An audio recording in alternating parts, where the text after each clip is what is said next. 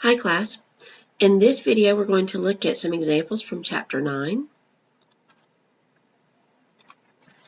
Alright, so there's two questions that are linked together in this example. So it says the following information applies to the questions displayed below. On January the 1st, 2018, Splash City issues $310,000 of 9% bonds due in 20 years with interest payable semi-annually June 30th, December 31st. Assume the market rate on the issue date is 10%. So the bonds will issue at 283,405. All right, so it says complete the first three rows of an amortization table.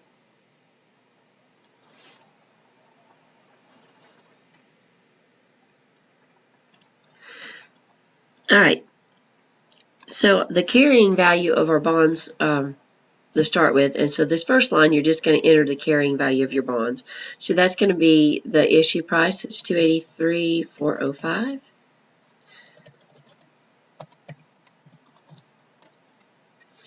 And then at that point, we're going to start looking and calculating the cash that we're paying, and then splitting that between interest expense and the amortization of the discount.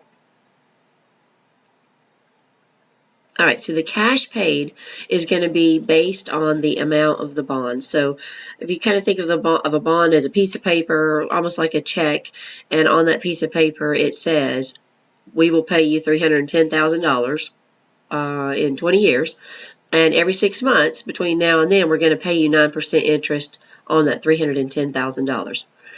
So the cash paid is based on what's actually written on the bond. So the actually written on the bond doesn't have anything to do with what the person paid us for the bond. So the $310,000 is what's written on the bond, and to figure the interest, we're going to take that and multiply it by the 9%, which is the interest rate that's stated on the bond. And then this is a 6-month period of time. So that's from January to June. So the interest would be 6/12. So take the principal times the rate times 6/12. Yeah, and I think I messed up my calculator here. Let's try that again. $310,000 times 9% times 6 divided by 12. 13,950. So that looks like the interest payment that they're going to make. Let me just check that before we go any further, because the rest of our calculations hinge on that number. All right. So every 6 months, Splash City is going to pay $13,950 in interest, and that's just based on what the bond says on the face of the bond. All right, the interest rate, because we actually sold the bonds at a different amount than what it says on the bond. So we have a bond that says in 20 years we're going to pay you $310,000. So it's $310,000 worth of a bond, but we issued it a price lower than that. So we issued it at a discount. So we actually had someone buy a $310,000 bond for $283,000 some odd dollars. So that means that bond was sold at a discount. It was sold for less than what it says on the face of the bond. So there's a difference in value here that we're going to have to amortize. So while the actual cash payment is $13,950, the interest expense really isn't that amount, because we're paying $13,950 on a bond, a $310,000 bond that we only received $283,405 for, and that's because the market interest rate is higher than the bond interest rate, so that's why there is a difference in those amounts. So to calculate our interest expense, we're going to use the market rate, not the actual bond rate. And we're going to apply that market rate to the carrying value. So at this point, the carrying value is 283,405 times the market rate, and then times 6/12, because we're still working with 6 months out of 12 months. So the interest expense is 14,170, and it doesn't say it around.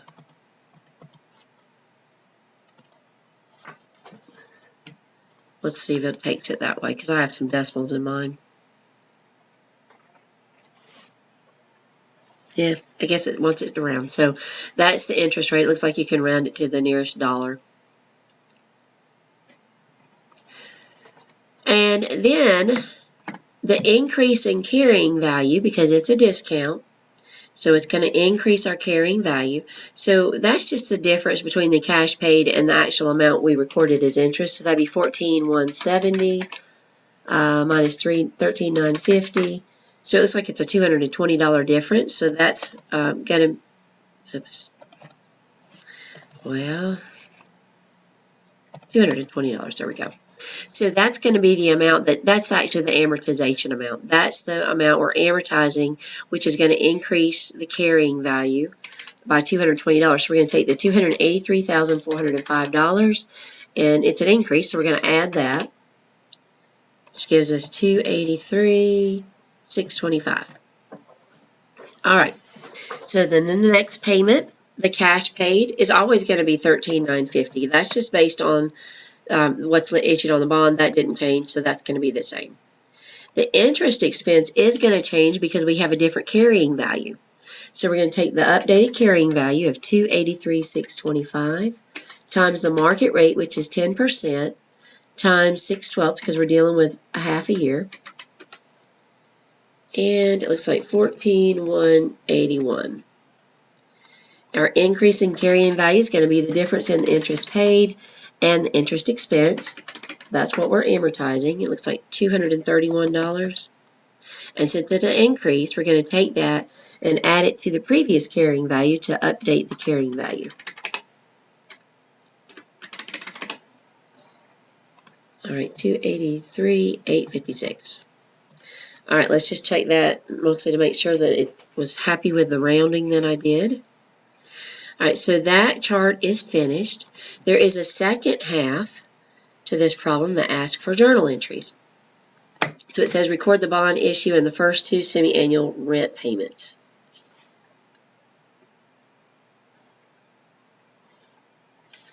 So we've got 3 entries. It says first record the bond issue. All right, so if we issued a bond, we know we got cash for that bond. So I would like to start with what I know. And they told us how much cash, $283,405. Pretty straightforward. We know that we owe for a bond, so that's a bonds payable. The bonds payable amount is always going to be the amount that we're going to owe at the end of the period of the bond, which is the amount that's written on the bond. So the bond payable amount is $310,000.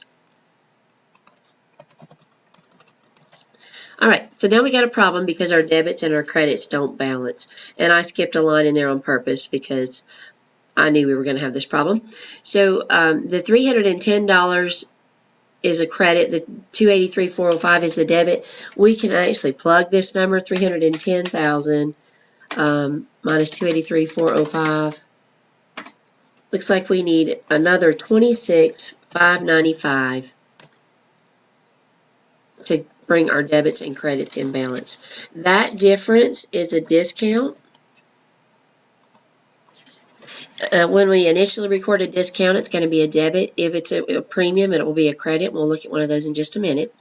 So when we initially record the discount, it's going to be a debit. And this $26,595 is what we're going to amortize.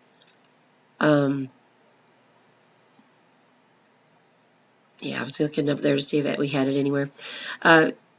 So let's check that before we go on.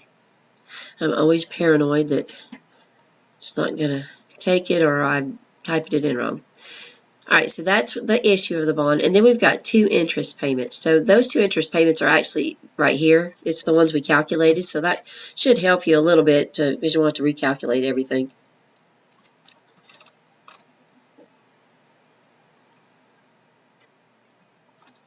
All right, so if we're paying interest, we should have an interest expense.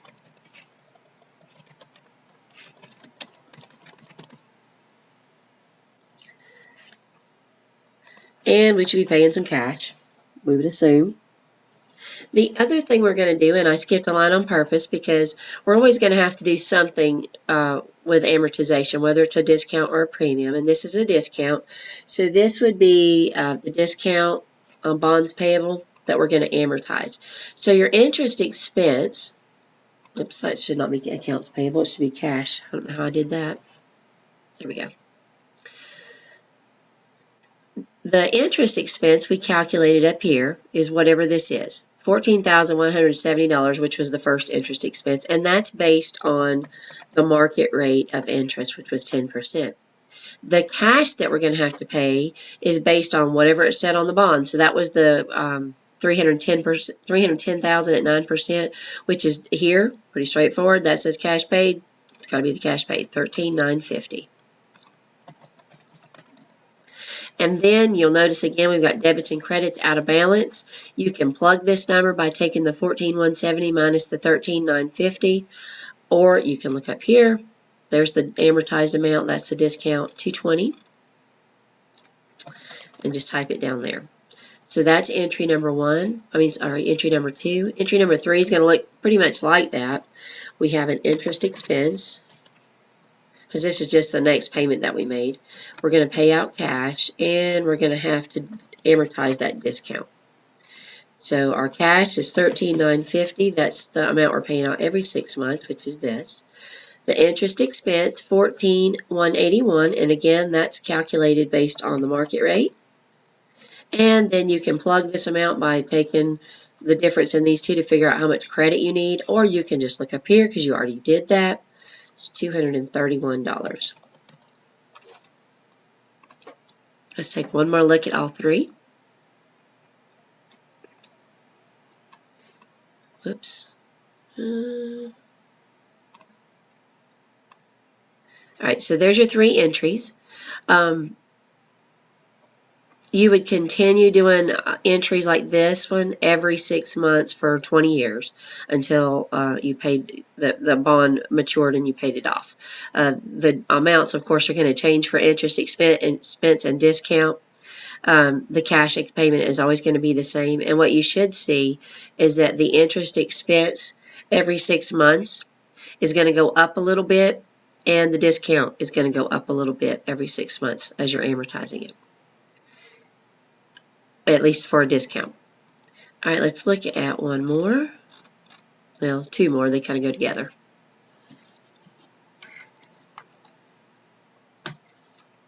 All right, so this one says on January 1st, Splash City issues $390,000 of 7% bonds or 10-year bonds, interest payable semi-annually, June and December. Assume the market interest rate on the issue date is 6%, so the bonds will issue at $419,113. So this one, they're selling bonds for cash that's greater than what's written on the bonds. So this is this face value, the stated value of the bonds. This is what they actually sold for. So they're selling these bonds at a premium, and we know it's a premium because they're getting more money for the bonds than what it says on the bonds. So the format of this question is a lot like the last one we looked at. The carrying value is, to start with, whatever we received for the bond. So that's the $419,013. The cash paid is based on what it says on the bond itself. So that's the $390,000 at 7% for 6/12 of a year. So 6 months out of 12. And $13,650. I should have known that. So there's our cash paid. Our interest expense is based on the carrying value and the market interest rate. So we're going to do the $419,013 times 6% times 6/12. And it looks like it is $12,570. So since this is a premium, it's going to, that amortization, which is the difference in these two amounts, is going to decrease the carrying value. So we're just going to take the difference in what we paid and what the interest expense was, and that's going to be the decrease in carrying value. And since it's a decrease, we're going to subtract it from the previous carrying value to get the updated carrying value. So I get $417,933. And before we do the last line, let me just check, make sure I didn't miscalculate anything. and it looks good. So in the last line, again, the cash paid doesn't change. That's based on what it says on the bond. Interest expense does change because the carrying value changed. So since the carrying value changed, we're going to take the new carrying value, which is $417,933, times the market rate, which is 6%, times 6/12, which is the period of time. Interest is now $12,538. Looks like mine's going to round up. The decrease in carrying value would be the difference in the cash paid and the interest expense. It's $1,112. And since it's a decrease, we're going to take the previous carrying value and subtract that amount. And it looks like it's $416,821. And before we go to question 14, let's check, make sure I've got the right numbers because we're going to need those for the next part. So question 14, kind of like the last one, it says record the journal entry. So we've got to issue the bond. So when we issue the bond, we get cash. We have a bond payable.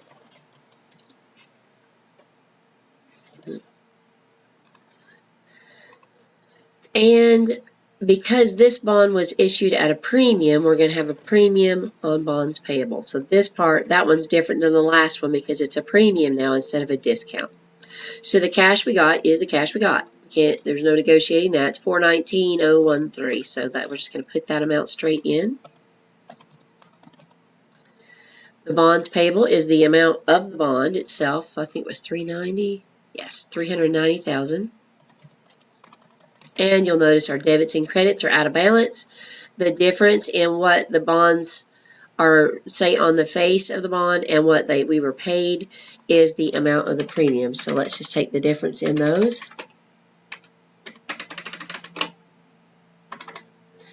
Looks like $29,013.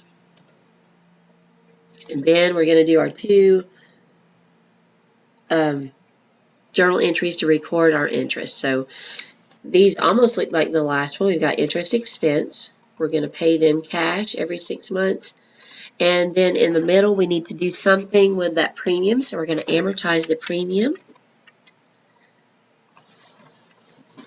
And we can take these amounts from the chart we did above. So the cash payment is right here. That's the amount that's actually written on the bond at the rate that's written on the bond, $13,650. The interest expense is based on the market value, which is $12,570. And the difference in those two is the amount of the premium that we're amortizing. So it was like $29,000 of a premium, and we're going to amortize a piece of that $29,000 every 6 months until the end of the bonds. We're not going to have any premium left. So the first premium is going to be amortized $1,080. And if you were to add those together, you'd notice our debits and credits are in balance. And then the next one, same accounts. So interest expense, we're going to amortize the premium, and we're going to pay them cash. So the cash was the same, and I forgot what it was, $13,650.